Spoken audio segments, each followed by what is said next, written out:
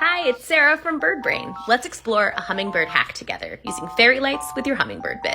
Here's what you'll need: a set of small fairy lights that are operated by a battery pack.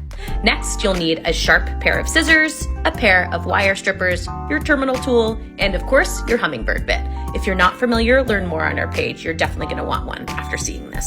Grab your scissors and snip the wire of your fairy lights near where they connect to the battery. Then separate the two parts of those wires so you can work with them one at a time. No furry assistants were harmed in the making of this video. Next, grab your wire strippers and strip the plastic coating from the ends of both wires. With your wires ready to go, grab your hummingbird bit. Make sure it's connected to power and that the microbit is firmly in place.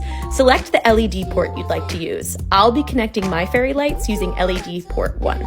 Using your terminal tool, take the two ends of your fairy light wires and insert them into the positive and negative sides of the port. If your lights don't work, you might have your positive and negative switched. If you do, that's an easy fix.